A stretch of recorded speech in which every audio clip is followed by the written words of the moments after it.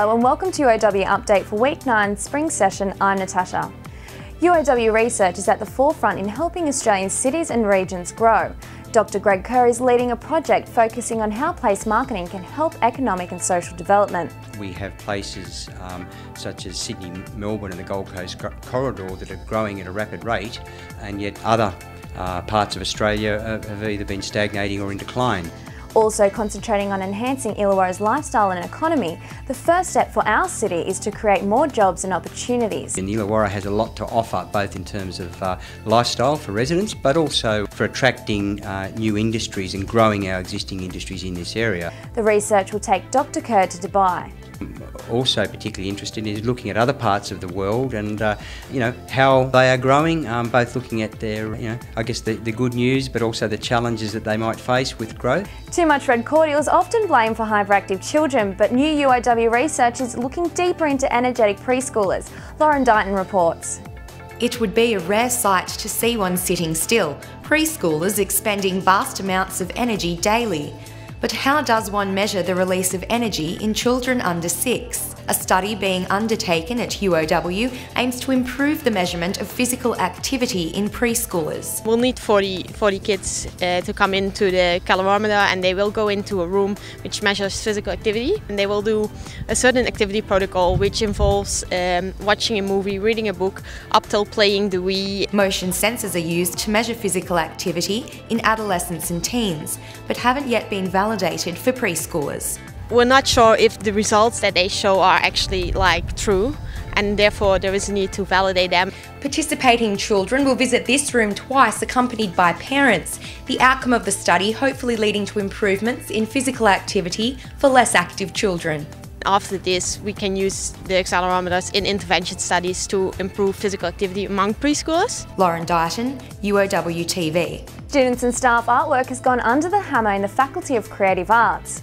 40 once, 40 twice, 3 times 40, well done.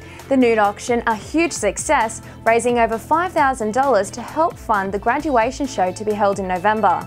The university has encouraged soul searching by hosting the Get Up Off Your Knees seminar. Inspirational key speaker John Robinson flew from America to encourage people to overcome obstacles. Find the strength within ourselves to be able to push, to find out who it and what we are supposed to be. We all have obstacles in our way. We all have moments in time where we don't want to move forward, but we have to find the strength within ourselves to do that. Students, staff and visitors from the university listening to his story that is now a documentary. The people enjoyed listening to him. I think that they were certainly impressed by what he's managed to do and the positive energy that was given out. Today was fantastic. It was a good group of people. It was a much bigger crowd than I anticipated. There was great questions, very thoughtful questions about diversity and disability, and I was proud to be here. That extra cup of coffee served everyone well last week. UOW Cares hosted its 3rd annual Coffee for a Cause, 50 cents from every cup going towards the uni's Student Equity Fund. I want to thank all of the coffee outlets on the campus for participating, because they're actually the ones that are donating the money towards the Student Equity Scholarship. So each of them will probably contribute about $500 each for the week. Every coffee outlet at UOW and the Innovation Campus participated by donating thousands of dollars to the cause. Rush Coffee giving $25 per kilo of coffee and overwhelmed by the large student support. We've got a very large number of return cards already. I think people are, again, getting right behind it and drinking a lot of coffee this week, sampling all the other different outlets on campus.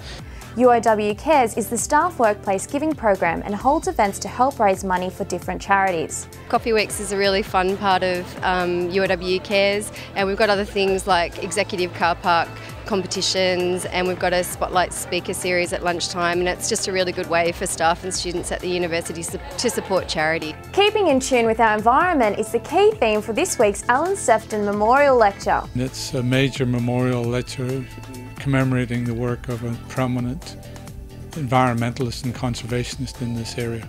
Highly respected scientist Tim Entwistle will reflect on the seasons and their effect on plants. He's talking about he thinks we should be reviewing the way in which we use the seasons He's arguing that we have a basic program, almost legally of 4 seasons, and he's arguing that's not the most appropriate way given the way in which plants and other organisms vary during the year. The public lecture In Due Season will be held on Tuesday at the Uni Centre. UOW's Muslim community hosted a large celebration on the Duck Pond lawn last week, marking the end of Ramadan.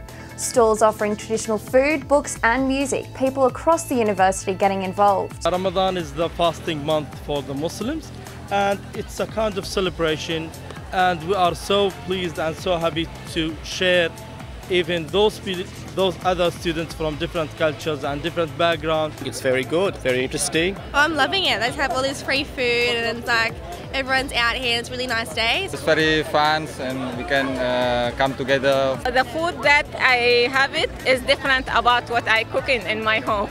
And that is UOW Update for Week 9 Spring Session. I'm Natasha Apoloni. From all of us here at UOW TV, have a great week.